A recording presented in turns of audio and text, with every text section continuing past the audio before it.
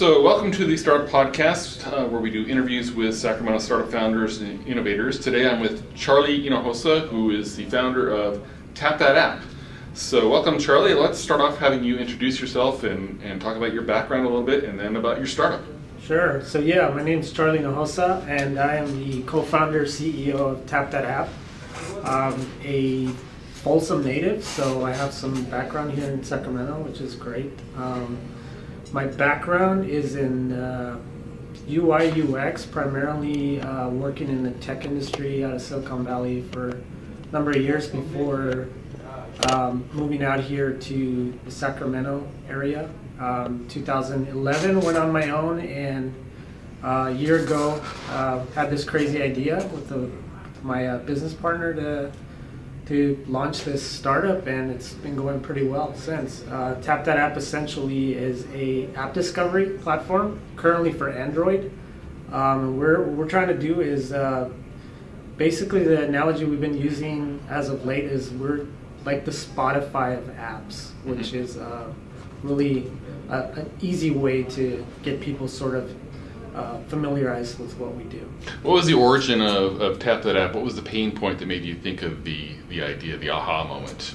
Right. So, it's twofold. So one was a personal thing where I literally just wanted to see the apps that my friends were using, the same way we would see music recommendations, books, which was a lot of. At the time when I went on my own into sort of entrepreneurship, it was books, right?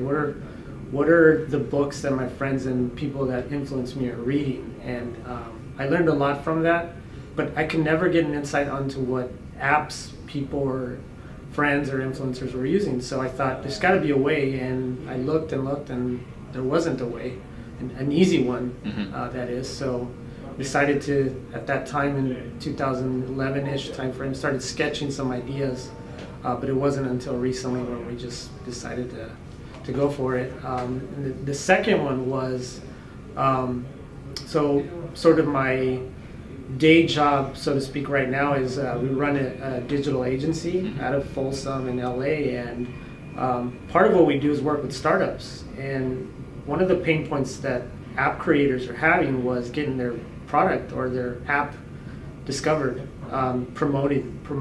Yeah, because there's millions and millions of apps out there. Right. There's I think the stat today is it's about 45,000 apps a month get submitted to the App Store. So it just literally goes into the black hole. What we're finding is that while we were creating these really fancy campaigns, great branding, great user experience, the cost of entry was just astronomically high for these app creators, and there wasn't a real organic way for these app creators or these startups to get discovered. So that's really what drove us to validate this idea and really go for it. So how did you validate the market? Did you go out to the app makers and kind of get some info, some data from them and talk about how they use that, or talk about that? Right. So again, with our clients, what we were learning is that the cost per acquisition was pretty high, upwards of $1 to $2, even on free apps, which is pretty high. And then the other thing was we started seeing some players in the market a couple of years ago. We were kind of keeping an eye on this, the pulse on this app thing, and a couple of players kind of came on early on that were doing something similar, and then but their approach was way different than ours. Then Product Hunt.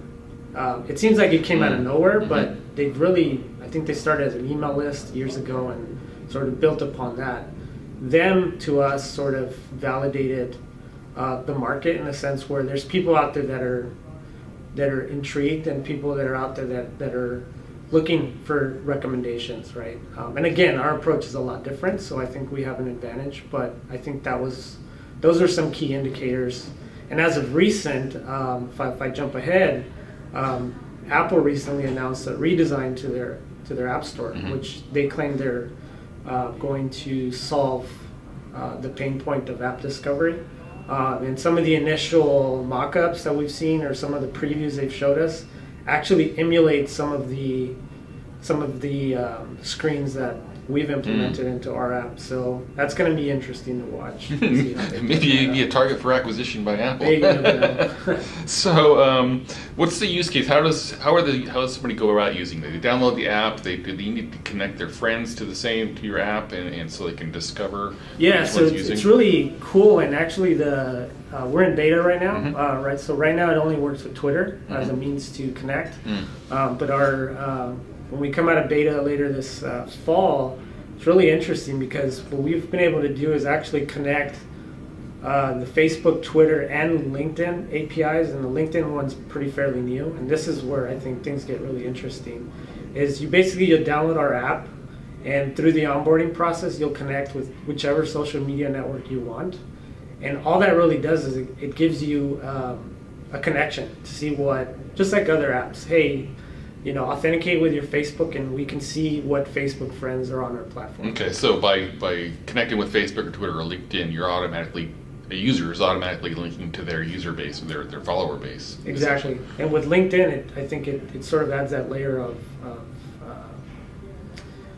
so people, one of the feedback we've been getting was, what about my professional network, right? Like, I don't want this to be a novelty app. Right? I want to get some value out of it. So imagine being able to see app recommendations from people in your network, your business coworkers network. Or your clients. Exactly. And again, once you're onboarded and on the platform, then it becomes easier to find other people, but also we've made it easy to share. So if you want to share your apps with someone who's not on the platform, we've made it easy to do that. So you can go out and actually invite someone. Hey, why don't you come check out my apps, or request to see someone's apps. We've made that fairly easy. So you're in beta right now, testing, I assume, with a good user base. What's your planned revenue model for this? So we've got two. One is near term, one is long term. The near term is obviously, and it sounds bad because everybody says advertising's the way in, but actually the way we're doing it is a little bit different. So we're not going to spam our users with ads. What we plan to do is actually create sponsored apps native to the platform. So if you're on there looking at Pinterest is a good example, or Twitter is not really, or Facebook aren't really good examples, because even though they sneak ads into your feed, they typically have nothing to do with what you're doing, right? They're not inherently native to the platform. Right. Where ours, you'll literally be on our platform looking at apps. So we'll basically throw in, like, say, every 7th or 8th app, we will throw in a sponsored sponsored app that will look and feel exactly like the other apps that are already in your feed.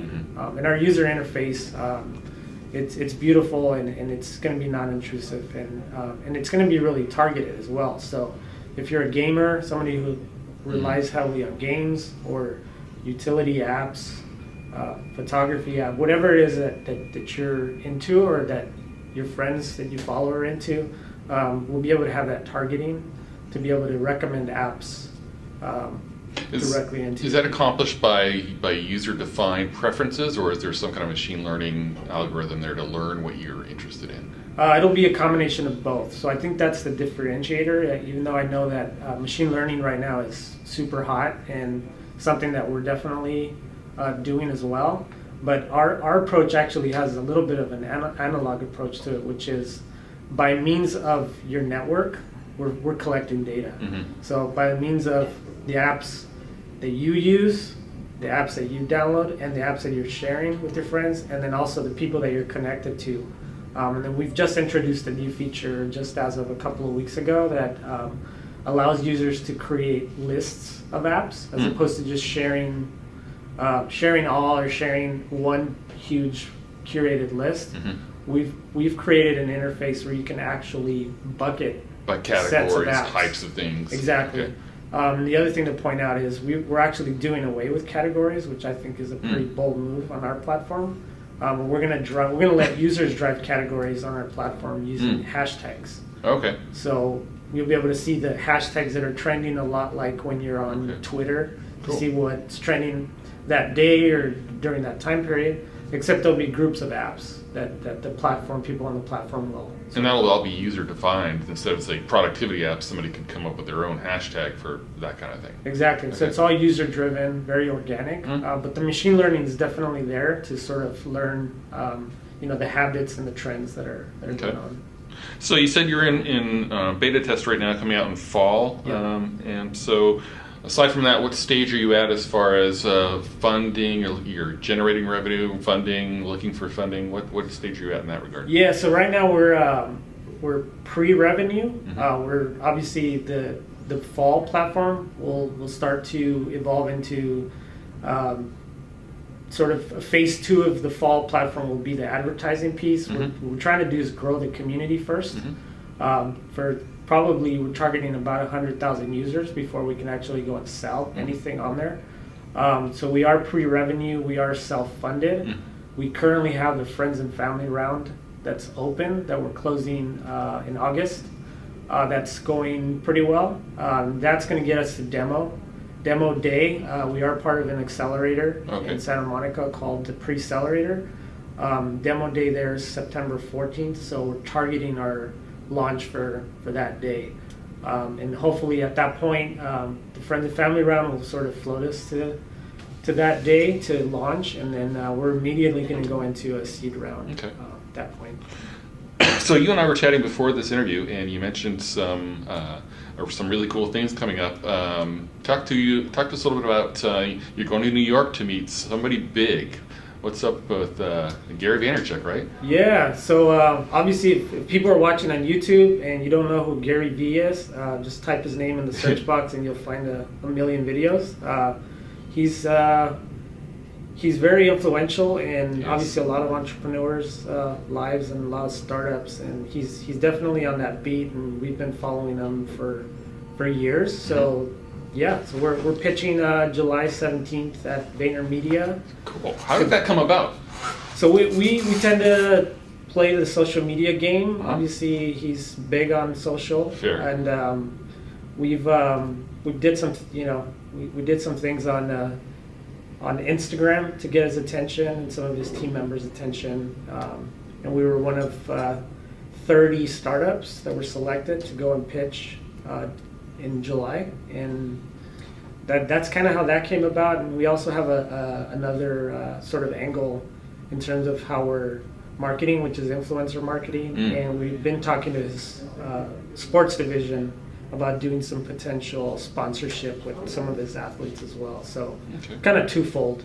Well, so switching gears a little bit about, I always in these interviews asked for people what advice they have for others. So you've obviously gotten some wins via your social media marketing. What kind of recommendations or tips would you have for other founders out there who are like at your stage or even earlier to engage in social media to get those wins like you've gotten here? I would say to up the game. I mean, I feel sometimes like this, like a broken record because people say it all the time, but really is get your branding kind of in place to a decent place. Perception's everything.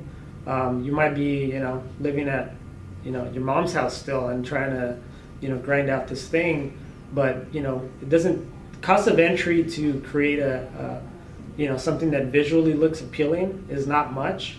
And then if all you have is time on your hands, like get on social and just engage with your audience. It sounds easier said than done, but it's definitely, especially if you're on the younger side. Obviously I've got a family and, and other things, but I would say just get on there and engage and put the word out, try to get a good base of people to follow you. Because when you eventually start to get traction, that small base that's kind of hung around with you for a long time will start to tell their peers, and it'll slowly grow. Yeah, it echoes a response I had back from another founder I interviewed, Greg Conley from Trifecta. He's very big into the influencer marketing things. Find somebody in your niche who is an influencer and connect with them and get them involved in your marketing efforts. Yeah, absolutely. And as much as with the agency, we have a marketing background. We're quickly learning that the influencer marketing space it's a lot bigger than people think it is.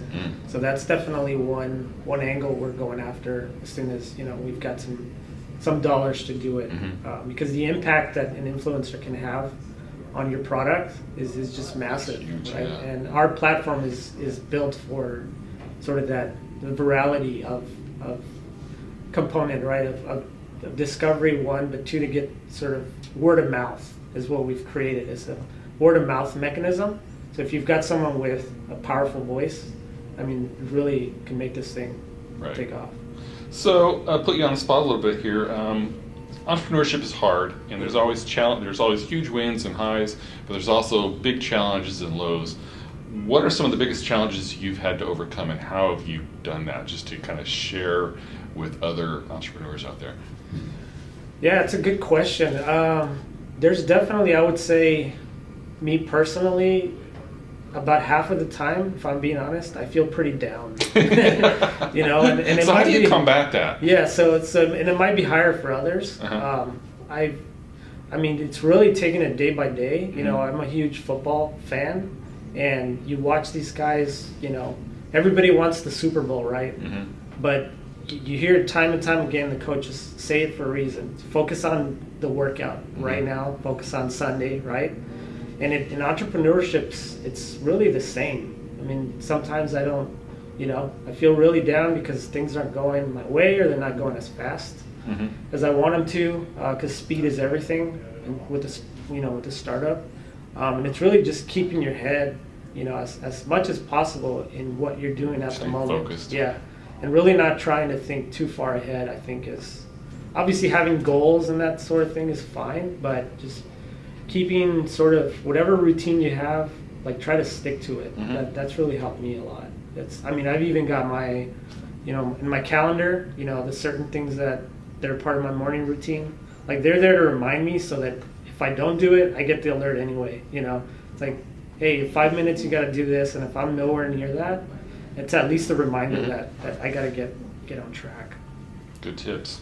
So another question I always ask is, founders here anyway, is thoughts about the Sacramento region innovation startup scene here. You're from Folsom, you said, you're working in Folsom. What are your thoughts on how we're at as a community here, and what can we do better? I would say I appreciate that Sacramento is starting to promote startups and sort of that community. I'm fairly new to it, if I'm being honest. Even though I've been around this area for a while, it took me a while to sort of connect. And I would say at first I felt like it was a lot of the same people attending, you know, various events, which is fine because it happens in other communities as well. But I would say a lot of the things that startup founders are looking for, specifically in this area, is capital at any level, or connections to it, or tips on how to raise money. And it seems to be a lot easier to do in LA and Silicon Valley, where I feel like there's a lot of dead ends here in Sacramento in terms of raising capital. I wish there was a fund or something that wasn't, you know, specifically pointed to medical or agriculture. It was more, you know, tech based. I know Dave McClure came, you know, several months back.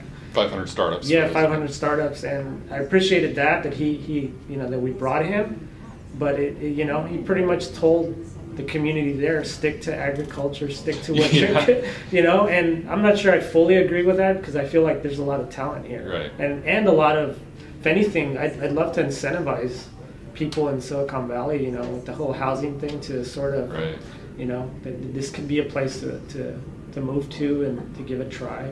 So I wish, you know, there was, whether they're angels or groups, you know, funds that would be put together, whether that's backed by the city or not. I wish there was more of that.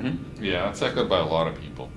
Yeah. So wrapping up, any last thoughts or shout outs, or let's see, where can people, first of all, where can people go to find Tapp That App? Yeah, so you can Google us, just TAPP, so it's Tapp double P, like right on your app, t-shirt, right? there. Just like app.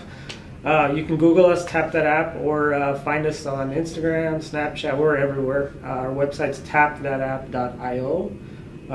If you're on Android, go check out our beta. It's pretty cool. It works. It's open beta then? It's a open beta. It works. It's totally cool. And we're launching in September. You can sign up to any one of our channels to know when we launch, and I'd love to, connect with anyone. Awesome. Great to hear. So we wish you the best of luck and best of luck with Gary Vaynerchuk. I appreciate Let us know how that goes. Awesome. Definitely. All right. Thank you. Thank you. All right.